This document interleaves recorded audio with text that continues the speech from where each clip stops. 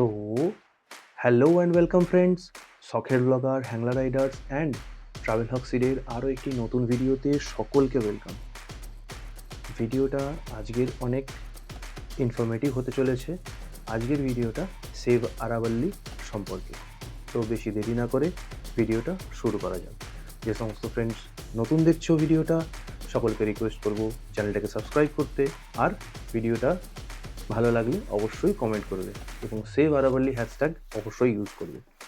হিমালয় যখন জন্ম নেয়নি, এই পৃথিবী যখন তার প্রাথমিক রূপ নিচ্ছিল, আজ থেকে প্রায় 350 কোটি বছর আগে জন্ম হয়েছিল এক পর্বতমালার নাম আরাবল্লী। কিন্তু আশ্চর্যের বিষয় হলো 2025 সালে এসে আমাদের দেশের আদালতকে নতুন করে সংজ্ঞায়িত করতে হচ্ছে যে ঠিক কাকে আমরা পাহাড় বলবো।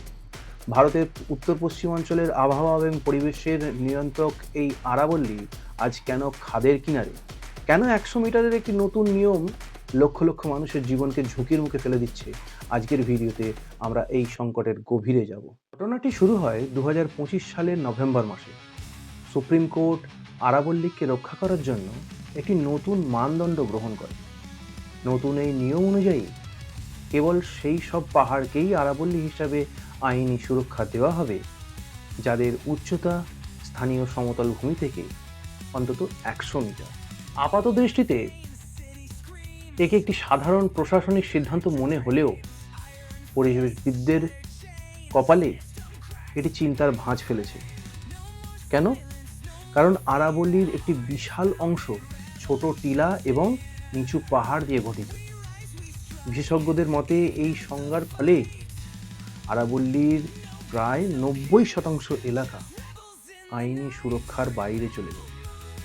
এর মানে হলো যে পাহাড়গুলো 100 মিটারের চেয়েও 1 ইঞ্চিও কম, সেগুলোকে ডিনোটিফাই করা হতে পারে, যা খনি এবং রিয়েল এস্টেট কোম্পানিগুলির জন্য শোরুম খোলার রাস্তা পরিষ্কার করে দেবে। আরাবল্লী কেবল একটিমাত্র পাথরের স্তূপ নয়, এটি উত্তর ভারতের ইকোলজিক্যাল ক্যারিয়ার। এটি মূলত 3টি কাজ করে। মরুভূমি রোধ, এটি থর মরুভূমির উত্তপ্ত ধূলিঝড়কে দিল্লি ও হরিয়ানা, পাঞ্জাবের উর্বর সমতল ভূমিতে প্রবেশ করতে বাধা দেয়। আরাবল্লী না থাকলে এই শহরগুলো মরুভূমিতে পরিণত হতে বেশি সময় নেবে না। দ্বিতীয়, ভূগর্ভস্থ জলস্তর। এই পাহাড়গুলি স্পঞ্জের মতো কাজ করে, বর্ষার জল শোষণ করে মাটির তলার জলস্তর রিচার্জ করে। দিল্লি, এনসিআর এবং রাজস্থানের ক্রমবর্ধমান জলের চাহিদা মেটাতে এর বিকল্প নেই। 3 নম্বর, সবুজ ফুসফুস। দিল্লি এবং তার পার্শ্ববর্তী এলাকার মারাত্মক বায়ুদূষণ নিয়ন্ত্রণে এই পাহাড় জঙ্গলগুলি অক্সিজেন যোগানের কাজ দেয় এবং কার্বন ডাই অক্সাইড শোষণ করে। পরিসংখ্যান শুনলে আপনি চমকে উঠবেন। ইন্ডিয়ান কাউন্সিল অফ ফরেস্ট্রি রিসার্চের রিপোর্ট অনুযায়ী গত কয়েক দশকে আরাবল্লীর প্রায় 25% অংশ বেআইনি খনির কারণে ধ্বংস হয়ে গেছে। এমনকি রাজস্থানের আলওয়ার জেলা থেকে 31টি ছোট পাহাড় সম্পূর্ণভাবে গায়েব হয়ে গেছে। যেখানে পাহাড় থাকার কথা ছিল, সেখানে আজ কেবল গভীর গর্ত। এই ধ্বংসলীলার কারণে গত কয়েক বছরে উত্তর ভারতে ধূলিঝড়ের প্রকোপ এবং গ্রীষ্মকালীন তাপমাত্রা আশঙ্কাজনকভাবে বেড়েছে। অবশ্যই সরকার হাত গুটিয়ে বসে নেই। কেন্দ্রীয় পরিবেশ মন্ত্রকের দাবি, তারা আরাবল্লী রক্ষায় বদ্ধপরিকর। সরকারের পক্ষ থেকে জানানো হয়েছে যে খনি উত্তোলন কেবলমাত্র 0.19% নির্দিষ্ট এলাকায় সীমাবদ্ধ। এছাড়া তারা আরাবল্লী গ্রিন ওয়াল প্রজেক্ট চালু করেছে। এটি আফ্রিকান গ্রেট গ্রিন ওয়ালের আদলে তৈরি 1400 কিলোমিটার দীর্ঘ একটি সবুজ বলয়, যা গুজরাট থেকে দিল্লি পর্যন্ত বিস্তৃত হবে। সরকারের লক্ষ্য হচ্ছে এই বলয় তৈরির মাধ্যমে মরুভূমির বিস্তার রোধ করা। তবে সমালোচকদের মতে কোটি বছরের পুরনো প্রাকৃতিকভাবে তৈরি পাহাড়ের বাস্তুসংস্থান আর মানুষের লাগানো গাছের বলয় কখনোই এক হতে পারে না। 2025 সালের এই মুহূর্তে দাঁড়িয়ে সাধারণ মানুষ এবং পরিবেশ কর্মীরা সেভ আরাবল্লী স্লোগান নিয়ে রাস্তায় নেমেছেন।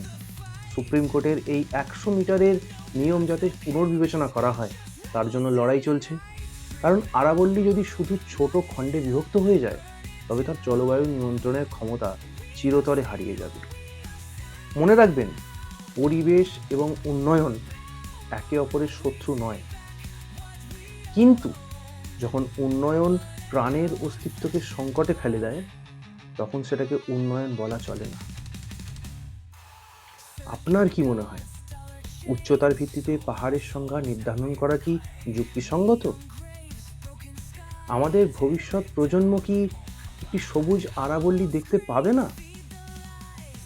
আপনার মতামত নিচে কমেন্ট বক্সে অবশ্যই জানাবেন। ভিডিওটা যদি ভালো লেগে থাকে তো লাইক করুন, শেয়ার করুন, সাবস্ক্রাইব করুন। যত বেশি শেয়ার করবেন তত সেভ আরাবল্লী ক্যাম্পেইন আরও এগোবে। কমেন্টে #সেভ আরাবল্লী অবশ্যই লিখবেন। Thank you, good by.